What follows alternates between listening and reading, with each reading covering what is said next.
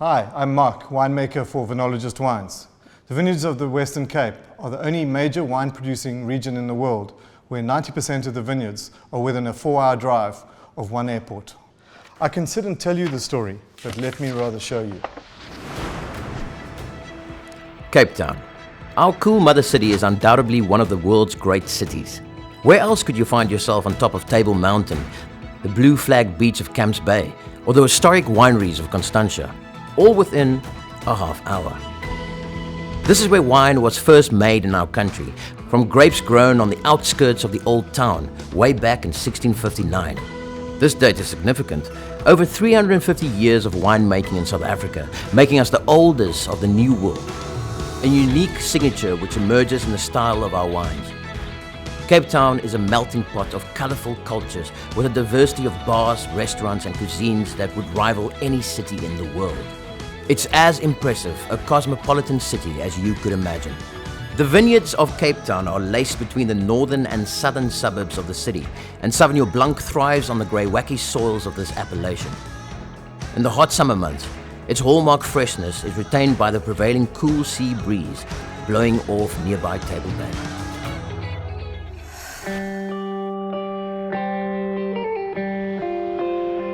The Swartland, translated as black land and named after an endemic bush which turns the landscape into a dark hue.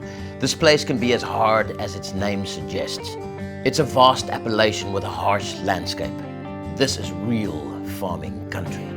Much of its grain growing on the flatlands between the mountains, but as the plain gives way to mountains like Kasteelberg and Porseleinberg, pockets of vineyards survive on the slopes of rugged schist and shale. Much of the viticulture here is dryland farmed and at the mercy of the elements. I love the beauty of this almost desolate place. It's a tough terroir of hard earth and relentless summer heat. It was an easy choice to pick Syrah, Cinsault and Chenin Blanc from this appellation. They're all as resilient as the folks who live here and tend to them. The towns of Malmesbury and Ribbecasteel form the heart of the Swartland, but it's Ribbecasteel for me that is the soul and essence of this place. The first explorers arrived here in 1661, yet it wasn't until farmers established it in 1900 and laid out the town around the church and its neighboring Royal Hotel, the oldest hotel in our country. It's a one-horse kind of town where everyone knows one another by name and pulls into the hotel bar for a cold one after a hard day's work.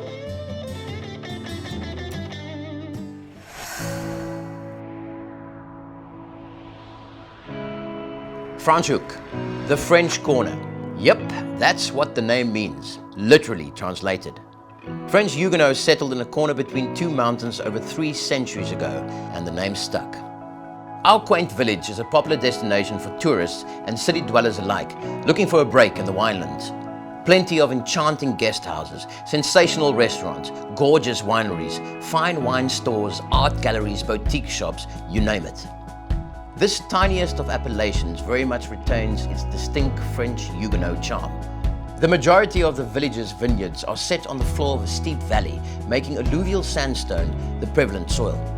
However, I found a small parcel of vineyards growing further up on the slopes of the Bourg. Merlot, in particular, is well suited to the granitic soils of the converging mountains. A visit to wine country would be incomplete without a stopover in Franschhoek. Home to some of the oldest vineyards in South Africa, wine and gastronomy run deep in the veins of this village.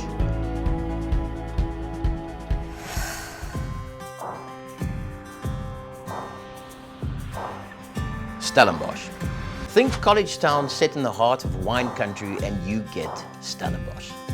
This magnificent town is the second oldest in my country and buzzes under the energy of its residents. Narrow streets lined with plenty of centuries-old oak trees and loaded with alfresco bars and eateries. It's a pretty awesome vibe. The town was founded in 1679, 20 years after the first wine was made in the Cape.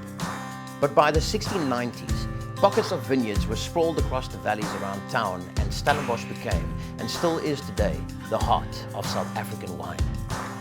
Back to the present day, and our town now has 2 institutions, Stellenbosch University and Elsenburg School of Agriculture.